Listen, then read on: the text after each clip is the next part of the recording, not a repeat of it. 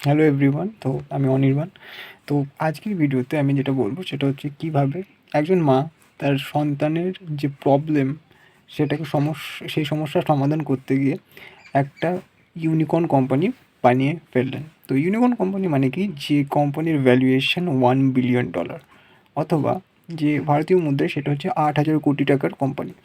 তো প্রথমত যে মামাআর্থ যে কোম্পানি, এই কোম্পানির যে ফাউন্ডার বা যিনি কোম্পানির সহ প্রতিষ্ঠাতা আমরা বলতে পারি, কো ফাউন্ডার গজল আলাগ। তো তিনি তার প্রথম বাচ্চা প্রসব করার পরে বাচ্চার প- তো প্রথম বাচ্চা প্রসব করার পরে তো বাচ্চার জন্য বিভিন্ন বেবি কেয়ার যে প্রোডাক্টসগুলো সেগুলো তিনি ইউজ করতেন। তো ইন্ডিয়ান ব্র্যান্ডেরই তিনি প্রথমত ইউজ করতে শুরু করেন এবং তিনি দেখেন যে ইন্ডিয়ান ব্র্যান্ডের যে বেবি কেয়ার প্রোডাক্টস সেটা যখন তিনি তার সন্তানের ওপরে ইউজ করতেন, তো তিনি দেখতেন যে এটা এক ধরনের অ্যালার্জিক রিয়াকশন সৃষ্টি করছে তার সন্তানের ক্ষেত্রে।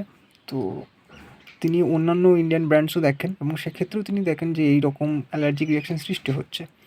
তো তিনি তার বন্ধু বান্ধবদের যারা তার টাচে ছিল তাদেরকেও জিজ্ঞেস করেন, তাদের ক্ষেত্রেও সেম প্রবলেম হচ্ছিল। তারা কিন্তু ইন্ডিয়ান ব্র্যান্ড ব্যবহার করছিল না, তারা বিদেশি ব্র্যান্ড সেই জন্য ব্যবহার করছিল, কারণ ইন্ডিয়ান ব্র্যান্ডে তাদের সন্তানের ক্ষেত্রেও কিন্তু একই রকমের সমস্যা দেখা দিচ্ছিল।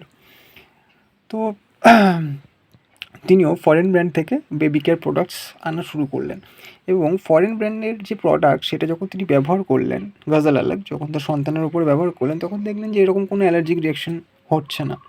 তো তিনি ভাবলেন যে কেন ইন্ডিয়ান ব্র্যান্ডের প্রোডাক্টগুলোতে এরকম হচ্ছে এবং ফরেন ব্র্যান্ডসের প্রোডাক্টে সেরকম কোনো কিছু হচ্ছে না। তো তিনি যখন ওই প্রোডাক্টগুলোর Indian brand plus foreign brand এদের যে ইনগ্রিডিয়েন্টসগুলো চেক করা শুরু করেন, সেগুলো নিয়ে রিসার্চ করা শুরু করেন, তখন তিনি দেখলেন যে ইন্ডিয়ান ব্র্যান্ডের যে ইনগ্রিডিয়েন্টস সেগুলো বিভিন্ন টক্সিক কেমিক্যালে ভরা।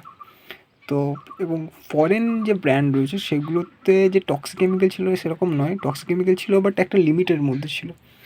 এবং তিনি দেখলেন যে অ্যাকচুয়ালি আমাদের কি হয় না, আমাদের ইন্ডিয়াতে তো কোনো রেগুলেশন নেই সেরকম, যে যেরকম প্রোডাক্ট যত ক্ষতিকারক প্রোডাক্ট হোক না কেন মানে অ্যাপ্রুভ হয়ে যায় আর কি এরকম। তো এই একটা সমস্যা তিনি দেখলেন। ফরেন ব্র্যান্ডের প্রোডাক্ট কী দেখলেন, যে তিনি যখন রিসার্চ করতে লাগলেন তিনি দেখলেন যে যদিও স্যুট করছে, মানে ইন্ডিয়ান ব্র্যান্ডের যে প্রোডাক্টগুলো ইউজ করার পরে তার সন্তানের যে সমস্যাগুলো হচ্ছিলো, ফরেন ব্র্যান্ডের সেই প্রোডাক্টগুলোতে সমস্যা হয়নি, কিন্তু ফরেন ব্র্যান্ডের যে প্রোডাক্টগুলো সেগুলো ইন্ডিয়ান ক্লাইমেটের জন্য সাফিসিয়েন্ট নয়। মানে বিভিন্ন রকম দেশে বিভিন্ন রকম ওয়েদার হয়, যেমন ভারত একটা গ্রীষ্মপ্রধান দেশ। তো এই যে ওয়েদারের উপর ভিত্তি করে আমাদের স্কিন বিভিন্ন রকমের ইনগ্রিডিয়েন্টের প্রতি কী বলবো, এক একটা দেশের যে ওয়েদার সেটার ওপর ভিত্তি করে যে কার ক্ষেত্রে কী রকম যে প্রোডাক্ট সুটেবল হবে সেটা অনেক বেশি নির্ভর করে। যেমন অন্যান্য দেশের যেগুলো শীতপ্রধান দেশ, ঠিক আছে, তো সেক্ষেত্রে যে সেই দেশের ক্লাইমেটের উপর ভিত্তি করে যে প্রোডাক্টগুলো তৈরি হবে, সেই প্রোডাক্টগুলো কিন্তু ভারত যেটা গ্রীষ্মপ্রধান দেশ, ঠিক আছে, সেখানকার মানুষের পক্ষে সেরকম প্রভাবশালী হয় না বা সেটা সুইটেবল নয়।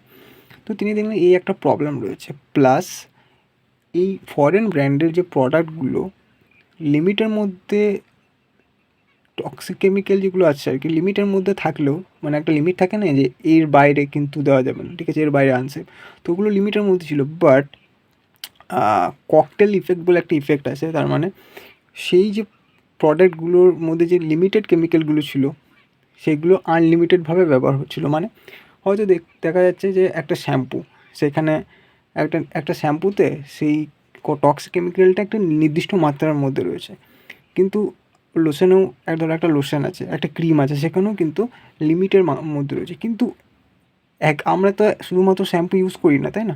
হয়তো শ্যাম্পু, বেবি কেয়ার প্রোডাক্টসের মধ্যে শ্যাম্পু, ঠিক আছে, লোশন, ক্রিম, তো এগুলো কম্বাইন যখন ইউজ করা হয় তখন এদের যে লিমিটটা, ঠিক আছে, কেমিক্যালগুলো সেই লিমিটটা আরও বেড়ে যাচ্ছে, ঠিক আছে। একটাতে ঠিক আছে, একটা লিমিটের মধ্যে রয়েছে, কিন্তু সবগুলোই যখন ব্যবহার করছি তখন আমাদের শরীরে সেগুলো বেড়ে যাচ্ছে, তাই না? তো এটাকে বলে ককটেল ইফেক্ট। তো যে কারণে সেটা অনেক বেশি ক্ষতিকারক হয়ে যায়। তো তিনি দেখলেন এই ধরনের প্রবলেমগুলো রয়েছে। তো তিনি দেখলেন যে কী করা যায় যাতে এই প্রবলেমটাকে সলভ করা যায়। তো তো তিনি নিজের একটা ব্র্যান্ড শুরু করলেন, মামাআর্থ। সেটা পুরো ন্যাচারাল ইনগ্রিডিয়েন্টস দিয়ে, কেমিক্যাল নেই সেরকম নয়, কিন্তু টক্সিক কেমিক্যাল গুলো তিনি ব্যবহার করেননি তার ইনগ্রিডিয়েন্টসে। উপরন্তু তিনি আরেকটা তিনি জিনিস দেখেছিলেন যে ফরেন যে ব্র্যান্ডগুলো সেগুলো সেরকম মানে ট্রান্সপারেন্ট নয়, যে কী কী ইনগ্রিডিয়েন্টস ব্যবহার করছে না করছে, সব ব্র্যান্ড সেরকম ট্রান্সপারেন্ট নয়, প্লাস সার্টিফাইডও নয় সেরকমভাবে, ঠিক আছে না। তো তিনি দেখলেন যে এর একটা সমাধান বের করতে হবে। তো তিনি নিজস্ব একটা ব্র্যান্ড চালু করেন মামাআর্থ নামে, যে ব্র্যান্ডের আন্ডারে তিনি বেবি কেয়ার প্রোডাক্টস প্রথমে লঞ্চ করেন এবং এটাকে তিনি মেডসেফ দ্বারা সার্টিফাইড করেন। মেডসেফ কি একটা নন প্রফিট অর্গানাইজেশন। এই মেডসেফ তো প্রায় বোধহয় 8,000+ কেমিক্যাল চেক করে, যে সেটা মানবদেহের পক্ষে, পরিবেশের পক্ষে এবং অন্যান্য প্রাণীদের পক্ষে ক্ষতিকারক কি না। যদি দেখে যে ইট ইজ হার্মফুল বা এটা ক্ষতিকারক, সেটা মানবদেহের পক্ষে হোক, সেটা অন্যান্য প্রাণীর ক্ষেত্রে হোক, অথবা পরিবেশের পক্ষে হোক, তাহলে কিন্তু মেডসেফ সেটাকে কিন্তু পাস করবে না, ঠিক আছে। তো মামাআর্থ কিন্তু মেডসেফের সার্টিফিকেট পায়। তার মানে মামাআর্থের যে প্রোডাক্ট, যে ন্যাচারাল ইনগ্রিডিয়েন্টস বা যে ইনগ্রিডিয়েন্টসগুলো ব্যবহার হয়েছিল সেগুলো সম্পূর্ণ সেফ ছিল বেবি কেয়ার মানে তার সন্তানের জন্য আর কি। তো বেসিক্যালি তিনি এমন একটা প্রোডাক্ট নিজে তৈরি করতে চেয়েছিলেন যেটা তিনি তার সন্তানকে সন্তানের উপর ইউজ করতে পারে। তো এভাবে তৈরি হয় মামাআর্থ, এবং এই মামাআর্থ তারপর তারা ধীরে ধীরে ভারতবর্ষের বিভিন্ন জায়গাতে মার্কেটিংয়ের মাধ্যমে কিন্তু প্রচার করা শুরু করে এবং ধীরে ধীরে এটা একটা ইউনিকর্ন কোম্পানিতে পরিণত হয়। তো এটা একটা পুরো প্রবলেম ছিল, যে প্রবলেমটাকে তিনি খুব ভালোভাবে সলভ করেছেন। তো একটা কথা, ইউনিকর্ন কোম্পানি মানে কি? ইউনিকর্ন কোম্পানি মানে হচ্ছে যেটা বললাম যে যার ভ্যালুয়েশন, ঠিক আছে, $1 বিলিয়ন রিচ করেছে। $1 বিলিয়ন ভারতীয় মুদ্রায় 8,000।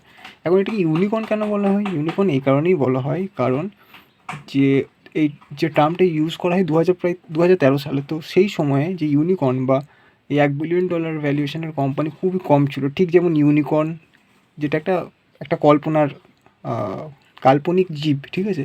তো এটা রেয়ার ছিল, তাই তো এটা প্রায় দেখাই যায় না, কাল্পনিক। তো সেরকমই ইউনিকর্ন মানে হচ্ছে যেটা কাল্পনিক, রেয়ার। তো সেই সময় এই ধরনের যে কোম্পানি সেগুলো খুবই রেয়ার ছিল, যে কারণে এটাকে ইউনিকর্ন বলা হয়। $1 বিলিয়ন ভ্যালুয়েশনের যে কোম্পানিগুলো সেগুলো খুবই রেয়ার ছিল, যে কারণে এটাকে ইউনিকর্ন বলা হয়। এখন ভ্যালুয়েশন $1 বিলিয়ন ছিল, তার মানে কি? তার মানে এটাই যে এই কোম্পানিটাকে যদি কেউ কিনতে চায় তাহলে তাকে $1 বিলিয়ন দিয়ে কিনতে হতো, বা 8,000 কোটি টাকা দিয়ে কিনতে হতো, এরকম, ঠিক আছে। এটাকে বলে ইউনিকর্ন। তো that's how Mamaearth solved a big problem in India and it's now going good. ওকে, তো এটাই ছিল আজকের কেস স্টাডি বা আজকের একটা টপিক। তো অন্য দিন অন্য কোনো টপিক নিয়ে আলোচনা করব। ধন্যবাদ।